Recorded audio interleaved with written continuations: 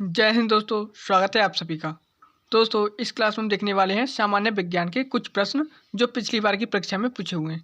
दोस्तों, इसमें आज का हमारा टॉपिक रहेगा यांत्रिकी, यानी कि सामान्य विज्ञान का भौतिक विज्ञान है, उसमें टॉपिक है हमारा यांत्रिकी विज्ञान है, उससे संबंधित प्रश्न आज हम करने वाले हैं। तो दोस्तों, आज का हमारा पहला प्रश्न है कि एक ट्रक और एक कार और एक मोटरसाइकिल, इन तीनों की गतिज ऊर्जाएं समान हैं। यदि समान अवरोधक बल लगाए जाएं तो वे क्रमशः एक्स, वाई और जेड दूरी पर रुकेंगे, तो क्या होगा। यानी कि तीन है, एक ट्रक है, एक कार है और एक मोटरसाइकिल है, और तीनों चल रही हैं, गतिज ऊर्जा में है।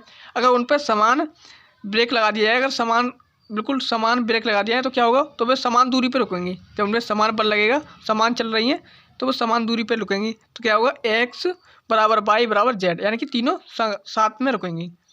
दोस्तों, अगला प्रश्न है, साधारण यंत्र किसी व्यक्ति की सहायता करता है।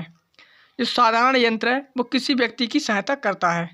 तो आपको पता है, जो यंत्र होते हैं वो हमें हमारे काम करने में, हम जो काम करते हैं उसमें हमारा कम बल लगता है, वो आसानी से हमारा काम हो जाता है कम बल में। तो क्या होगा, कम बल का प्रयोग करके भी उतनी ही मात्रा में काम करने में, यानी कि कम बल लगाएंगे और काम हमारा पूरा हो जाएगा। तो ऑप्शन बी हमारा राइट आंसर होगा। अगर आपसे पूछ लिया है जो यंत्र है वो मानव की कैसे सहायता करता है, तो कम बल में ज़्यादा कार्य होता है।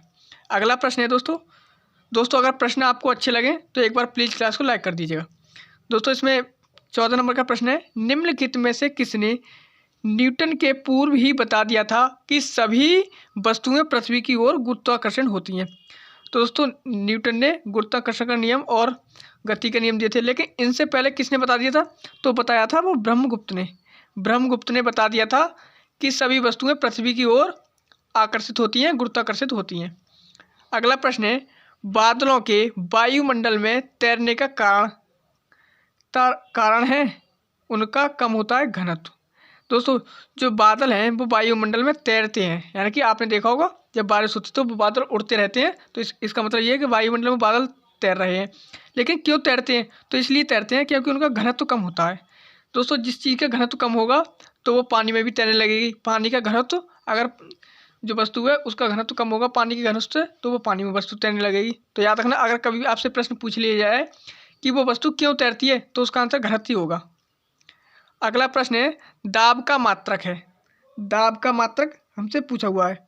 तो दोस्तों, दाब का मात्रक क्या है, तो आप सभी को पता है, दाब का मात्रक होता है पास्कल। याद रखना दोस्तों, बहुत इंपॉर्टेंट प्रश्न है और ये प्रश्न बार बार पूछा जाता है। दाब का मात्रक क्या होता है, पास्कल। लेकिन इसमें इसकी जो इकाई बूझी है तो वो क्या है, दाब की इकाई क्या होती है, न्यूटन प्रति मीटर स्क्वायर। न्यूटन प्रति मीटर स्क्वायर, ये इसकी क्या होती है, ये इसकी मात्रक होता है इसका, न्यूटन प्रति मीटर स्क्वायर। और या फिर पास्कल, याद रखना, दोनों याद रखना। इसमें से किसी में नहीं दे रखा है, तो ऑप्शन क्या होगा, ऑप्शन ई, उपरोक्त में से कोई नहीं, ये आंसर हो जाएगा। अगला प्रश्न है, विद्युत शक्ति की इकाई है। विद्युत शक्ति की इकाई पूछी है, किसकी, शक्ति की इकाई। दोस्तों, विद्युत शक्ति की इकाई अगर आपसे पूछ ली जाए, यहाँ पर शक्ति दे रखा है, तो हमारा आंसर होगा वॉट आंसर होगा। दोस्तों, क्लास बहुत इंपॉर्टेंट है, आप लास्ट तक देखिए, प्रश्न बहुत अच्छे हैं, लास्ट तक बहुत ही इंपॉर्टेंट प्रश्न दे रखे हैं। इनमें से एक ना एक प्रश्न अवश्य एग्जाम में रिपीट होगा। अगला प्रश्न है, विद्युत मोटर में। दोस्तों, जो विद्युत मोटर होती है, आपको पता है विद्युत मोटर में बिजली आती है और ये मोटर घूमती है, जिससे हम कोई भी काम कर सकते हैं।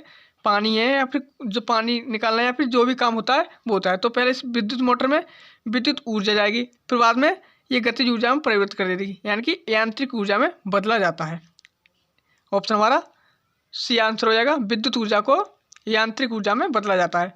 विद्युत मोटर के बारे में याद रखना, और ये प्रश्न सारे रिपीट हुए प्रश्न हैं। अगला प्रश्न है, दो व्यक्ति नगण्य द्रव्यमान की एक रस्सी को क्षैतिज रूप में पकड़े हुए हैं। 20 किलोग्राम का एक द्रव्यमान रस्सी के क्षैतिज सीध पर लगा दिया जाता है, जिसके परिणामस्वरूप रस्सी क्षैतिज सीध से विचलित हो जाती है। रस्सी की पूरी तरह से सीधा करने के लिए आवश्यक तनाव कितना होगा। तो दोस्तों, आपको बता दें, जिसका द्रव्यमान, जो रस्सी का द्रव्यमान है वो नगण्य है, यानी कि ना के समान है, और उस तरह रस्सी पर 20 किलोग्राम वजन लटका दिया जाता है, उसके मध्य में, यानी कि बीच में लटका दिया जाता है। फिर उसके परिणाम स्वरूप रस्सी को क्षैतिज सीध में रखने के लिए, बिल्कुल सीधा तान के रखने के लिए रस्सी को सीधा करने के लिए आवश्यक तनाव कितना होगा, यानी कि आवश्यक तनाव कितना होगा। तो जी बराबर दे रखा है 10 मीटर प्रति सेकंड स्क्वायर, उधर देखा है 20 किलोग्राम। तो क्या होगा, तो वो हो जाएगा, हमारा आंसर होगा 200 न्यूटन। 200 न्यूटन हमारा आंसर हो जाएगा। दोस्तों अगला प्रश्न देख लेते हैं। अगला प्रश्न क्या है, निम्नलिखित कथनों पर विचार कीजिए। पहला कथन है, एक पिंड जो संतुलन में है पर कोई नेट आघूर्ण नहीं होता है।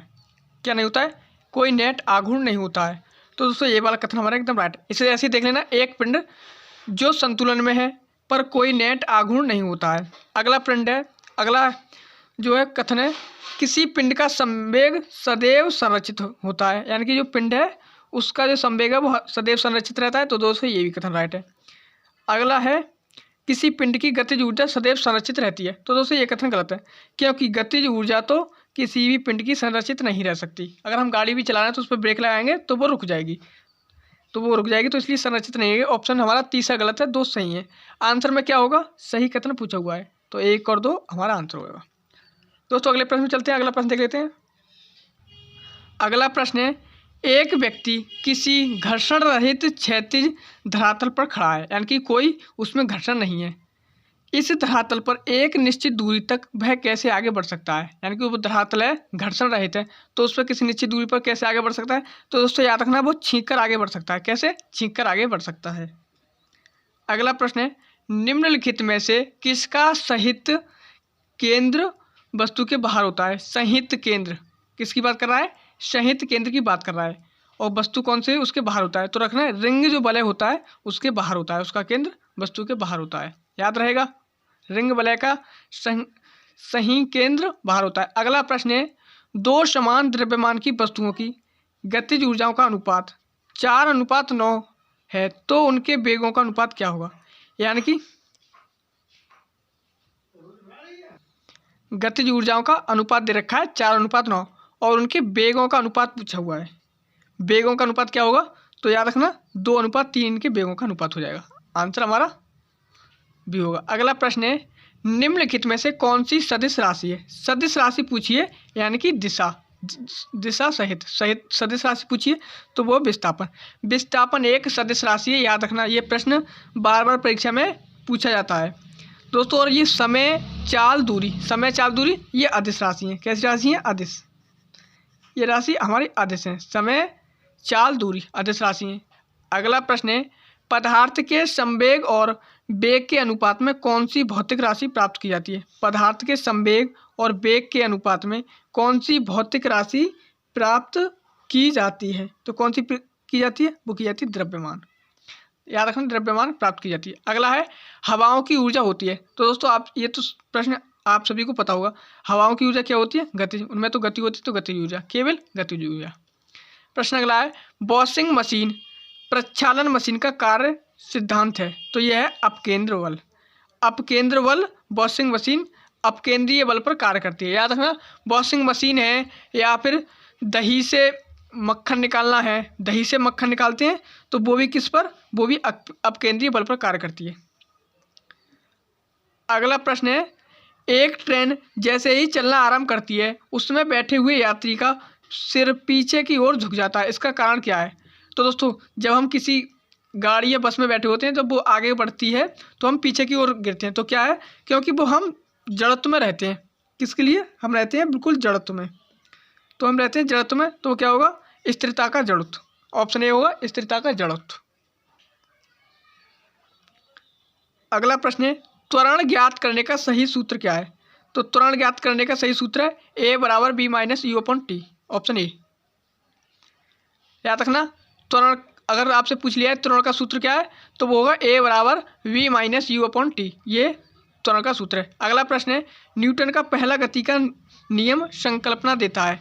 न्यूटन के पहले गति के नियम की बात हो रही है। तो न्यूटन का पहला नियम कौन सा था, तो वो था जड़त्व का नियम। जड़त्व का नियम न्यूटन का पहला नियम था। अगला प्रश्न है, रॉकेट किस सिद्धांत पर कार्य करता है। तो रॉकेट किस सिद्धांत पर काम करता है, तो ये करता है न्यूटन के तीसरे नियम पर। रॉकेट न्यूटन के तीसरे नियम पर कार्य करता है। याद रहेगा, अगर आपसे प्रश्न में पूछ लिया जाए डायरेक्ट कि रॉकेट किस नियम पर कार्य करता है या किस सिद्धांत पर कार्य करता है? तो वो करता है न्यूटन के तीसरे नियम पर, न्यूटन के तीसरे लॉ पर। तो दोस्तों ये थे आज के हमारे 31 प्रश्न, इस क्लास में पूरे कर लिए। अगली क्लास में हम 32वें नंबर प्रश्न से, कौन से नंबर प्रश्न है, 32वें नंबर प्रश्न से आगे की क्लास बढ़ाएंगे। दोस्तों प्रश्न बहुत ही इंपॉर्टेंट थे, आप अच्छे से इन्हें देख लीजिएगा, याद कर लीजिएगा। मिलेंगे दोस्तों अगली क्लास में, तब तक के लिए जय हिंद।